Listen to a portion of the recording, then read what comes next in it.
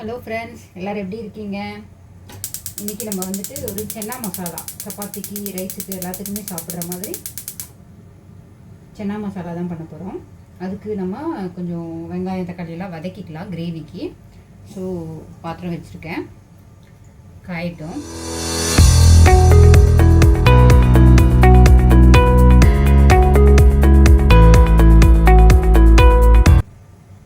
கடாய் காஞ்சிடுச்சு.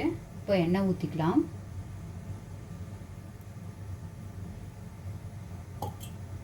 ஒரு 2 table spoon அளவுக்கு எண்ணெய் ஊற்றிருக்கேன்.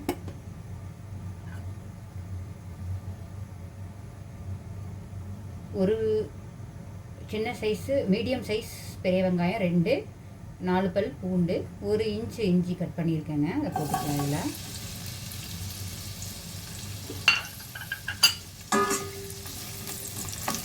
நான் அரைக்கிறதுனால கொஞ்சம் பெரிய பெரிய சைஸாக கட் பண்ணியிருக்கேன்.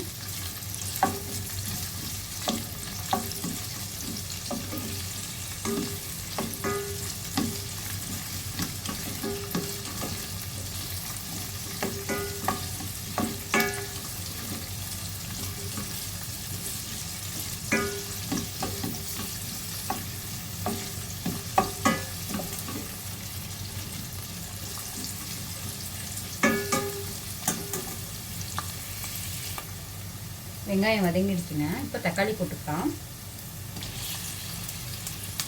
மீடியம் சைஸ் 2 தக்காளி போட்டிருக்கேன். வதங்கிறதுக்கு கொஞ்சம் உப்பு போட்டுக்கலாம்.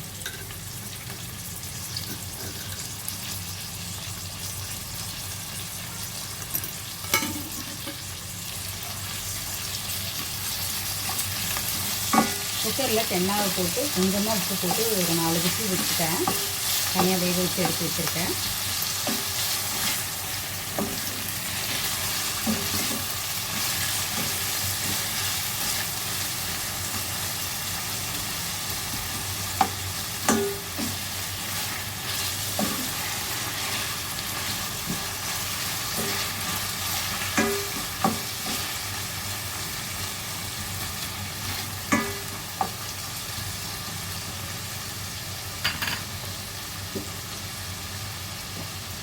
இப்போ நம்ம மசாலா பவுடர் சேர்த்துக்கலாம்.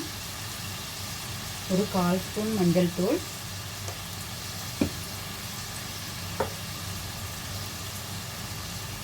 2 ஸ்பூன் மல்லித்தூள்,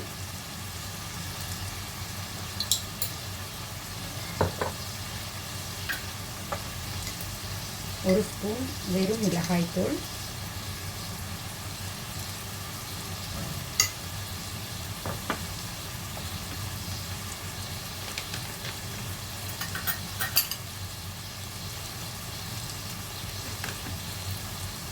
1 ஸ்பூன் கரம் மசாலா,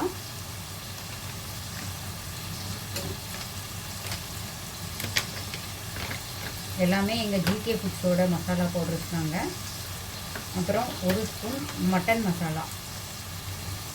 நீங்கள் சேர்த்து செஞ்சு பாருங்கள். மட்டன் மசாலா சூப்பராக இருக்கும். டேஸ்ட்டும் சூப்பராக இருக்கும், மனமும் சூப்பராக இருக்கும்.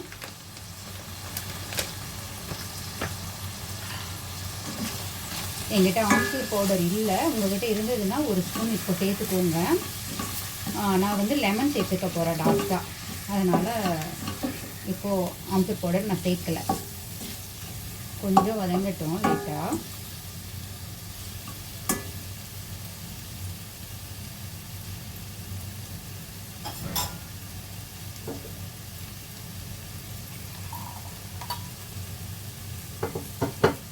கொஞ்சமாக தண்ணி ஊற்றலாங்க, அடி பிடிக்காமல் இருக்கிறதுக்கு.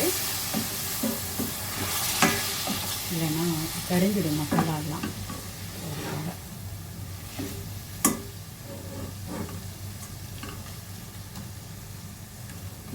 ஒரு 1/4 டம்ளர் போதும். மசாலா வதக்கும் போதே நல்ல ஸ்மெல்லாக இருக்குங்க. நீங்கள் ட்ரை பண்ணி பாருங்கள், ரொம்ப நல்லாயிருக்கும். இதுதான் எங்கள் பிராண்டு, ஜிகே ஃபுட்ஸ் பிராண்ட். இது தாங்க. இதில் தான் எல்லாமே கொடுத்துட்ருக்கோம் நாங்கள்.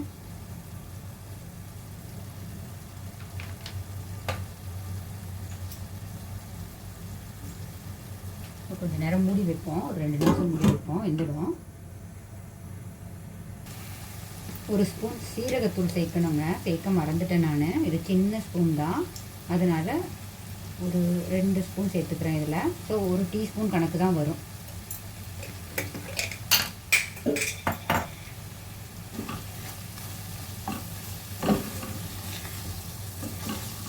மசாலா வதங்கிடுச்சு. இதை ஆற வச்சு அரைச்சிக்கலாம். அரைச்சிட்டு அதுக்கப்புறம் நான் உங்களுக்கு எப்படி என்ன செய்யணும்னு காட்டுறேன். இப்போ நம்ம மசாலா அரைச்சிட்டு வந்தாச்சுங்க. இப்போ தாளிச்சிக்கலாம். அதே கடாய் வச்சுருக்கேன்.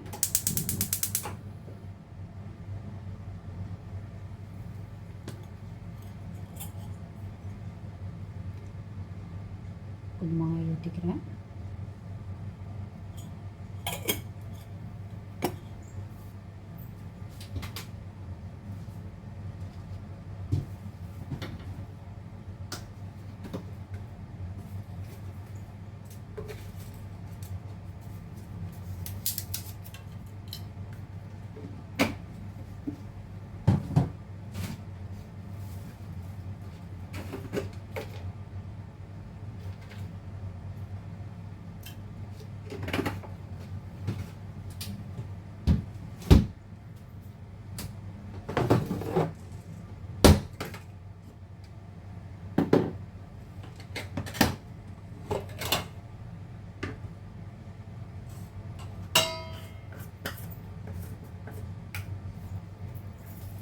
பார்த்திங்கன்னா 1 ஸ்பூன் சீரகம் போட்டுக்கலாம். சின்ன ஸ்பூன் தான்.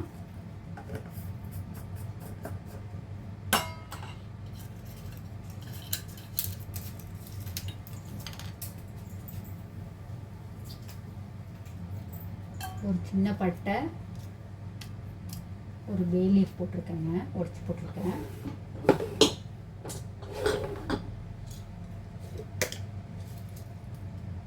ரெண்டு ஏலக்காய், 2 கிராம்பு போட்டுக்கலாம்.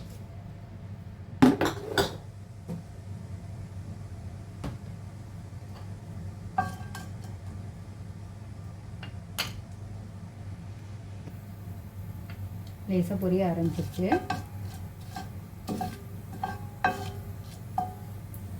இப்போ நம்ம அரைச்சது ஆட் பண்ணிக்கலாம்.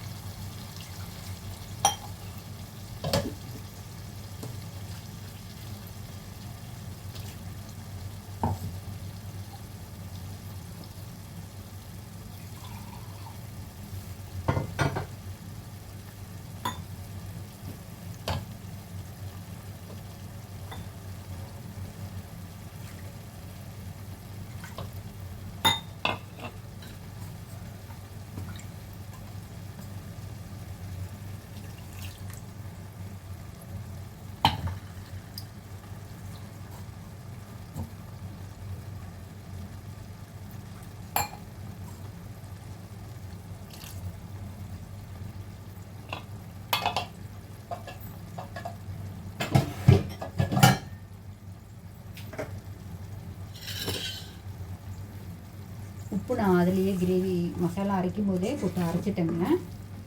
ஸோ அப்புறமேல் பார்த்துட்டு வேணால் நான் கொஞ்சம் போட்டுக்கலாம்.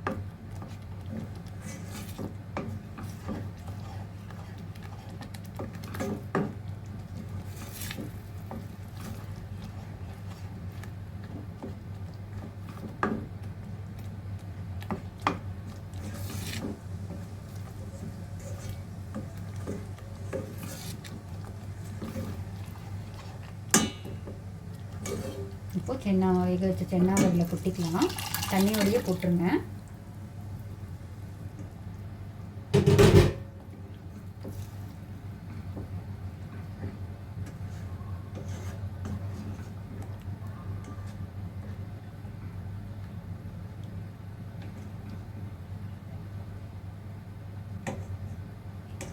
சென்னா நல்லா வெந்திருக்கு. அவங்களுக்கு வந்து காட்டி பாருங்கள். இந்த மாதிரி வேக வச்சுக்கணும். கொஞ்சம் நேரம் வேகட்டும். அப்போ தான் அந்த மசாலாலாம் அதில் பிடிக்கும். இந்த டைமில் உப்பு செக் பண்ணிவிட்டு இன்னும் கொஞ்சம் வேணும்னா போட்டுக்கலாம். நல்லா கொதி வந்து வெந்துட்டுருக்குங்க. இந்த டைமில் ஒரு மேசரோ இல்லை ஒரு கரண்டியோ வச்சு கொஞ்சமாக நம்ம அந்த, இல்லை நீங்கள் இப்படி பண்ண முடியலனாலும் மசாலா அரைக்கும்போது சும்மா ஒரு கரண்டி சென்னாவை வந்து அது கூட போட்டு அரைச்சிருங்க. லாஸ்ட்டாக மசாலா அரைச்சதுக்கப்புறம் ஒரு அரை கரண்டி போட்டு ஒரு சுற்றி எடுத்துருங்க. ஏன்னா ரொம்பவும் நைஸாக அரைக்க வேணாம். இது வந்து ஒரு நல்ல ஃப்ளேவரும் நல்ல டேஸ்ட்டும் கொடுக்கும் இந்த மாதிரி மேஷ் பண்ணி விட்டிங்கன்னா. கொஞ்சமாக பண்ணியிருக்கேன். ஆல்ரெடி நல்லா வெந்து தான் இருக்குது.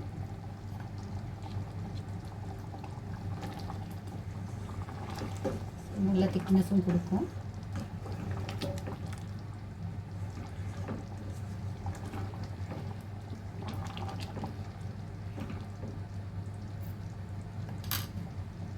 இப்போ ஃபைனலாக கொஞ்சமாக நெய் ஊற்றிக்கலாம். ஒரு ஸ்பூன் அளவுக்கு. இது நல்ல ஃப்ளேவர் கொடுக்கும். உடம்புக்கு நல்லதும் தானே, அதனால் ஊற்றிக்கலாம்.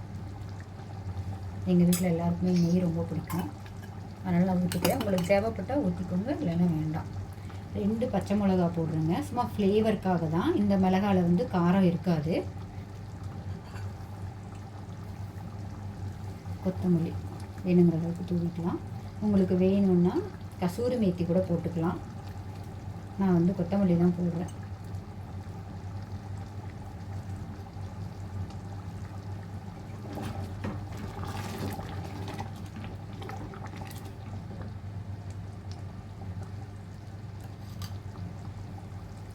ட்ரை பண்ணி பார்த்துட்டு எப்படி இருக்குன்னு கமெண்ட்டில் சொல்லுங்கள்.